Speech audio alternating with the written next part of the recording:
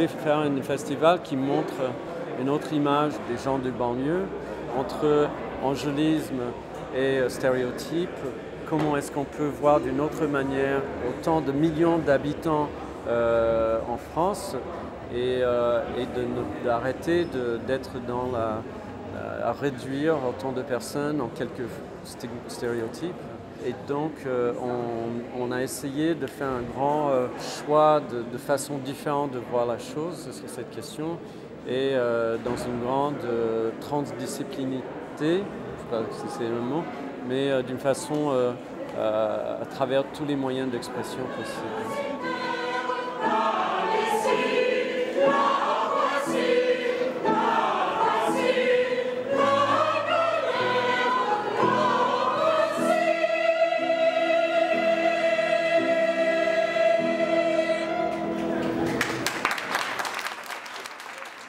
Qui peut nous dire ce qu'on fait ensemble, ce qu'on a fait ensemble la semaine dernière? Qui peut nous dire? La semaine dernière, on a travaillé sur le Grand Paris et ce qu'on voudrait à la Courneuve, dans notre école, dans notre maison ou appartement et dans notre ville. Bah, Monty, c'est notre prof de découverte. Monty nous a appris que Balzac était détruit, il nous a fait une maquette. Et il nous fait découvrir plein d'aventures, des sorties. Monty c'est un artiste.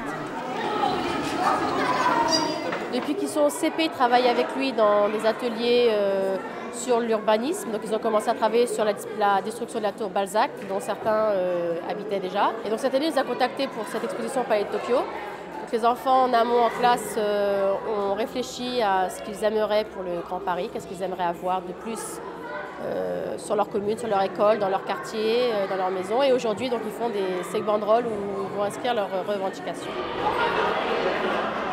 Moi qui travaille sur la Courneuve depuis 10 ans, je l'ai déjà vu dans d'autres écoles.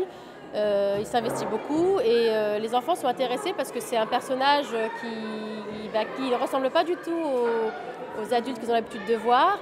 Et il s'intéresse à des problématiques intéressantes pour la ville, sur le quartier, sur l'habitat, sur le lieu de vie des enfants. Le Grand Paris, c'est eux, c'est pas nous.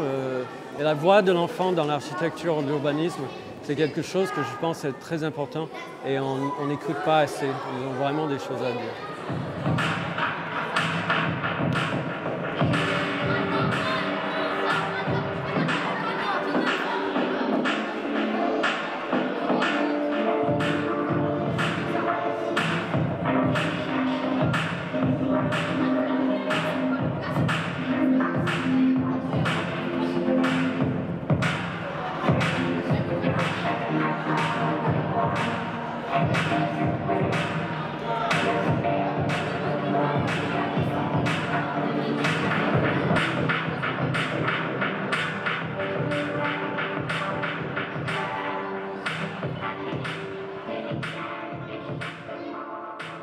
Alors en donnant ce titre Banlieues Beautiful, le public habituel du Palais, on se disait ils vont venir avec une idée et on a envie justement de faire rupture avec ce qu'ils attendent de voir.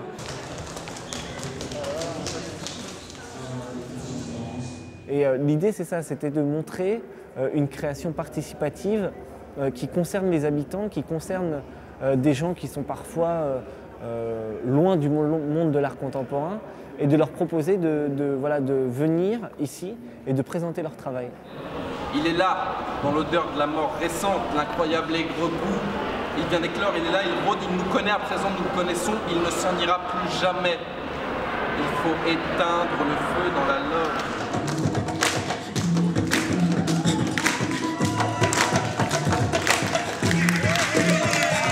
Il y a beaucoup de projets, ce n'est pas uniquement pour surprendre, mais c'est des vrais projets qu'on a réussi à faire installer ici.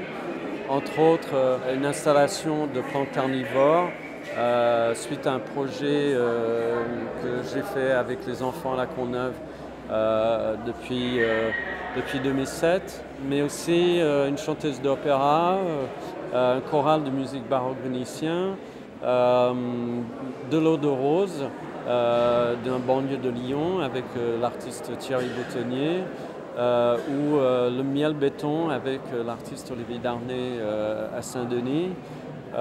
Daniel Pourroy, un autre artiste immigré qui vient d'Espagne et qui a fait le projet Balzac à Paris en récupérant avec les habitants une façade d'une bar qui s'appelait aussi Balzac à Vitry-sur-Seine. Donc il y a des films, il y a un festival de cinéma, il y a des installations vidéo, il y a un concert de clôture avec des grands noms d'artistes issus des banlieues de France. Donc voilà, donc c'est dans une grande mixité de façons de s'exprimer et de différents points de vue sur cette question de la création dans les banlieues. Dear Lord, yeah, I'm writing you this letter. I want to know how I can make my life better. Yeah, I know it ain't all about the cheddar, holding girls and Berettas.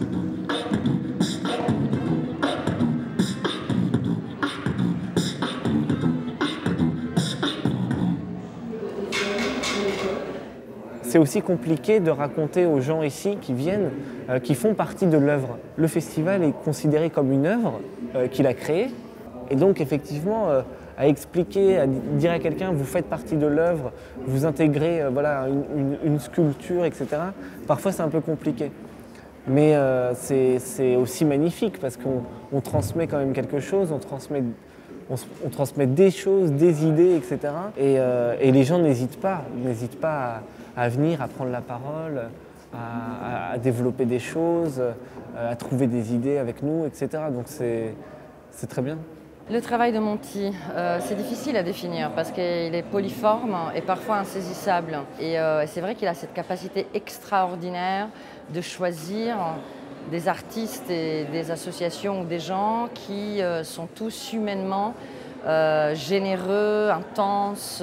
Et Monty a cette capacité de fédérer tout le monde autour de lui et autour d'envies qui sont plurielles. Donc c'est quelqu'un qui est extrêmement ouvert, parce qu'aucun des projets ne ressemble à l'autre. Il est très ouvert, très fédérateur et en même temps avec une capacité artistique donc d'apporter de l'art là où il y aurait simplement un projet associatif. Et c'est là où c'est vraiment intéressant, c'est cette friction, cette lisière entre ce qui est le travail d'une association et ce qui est le travail d'un artiste.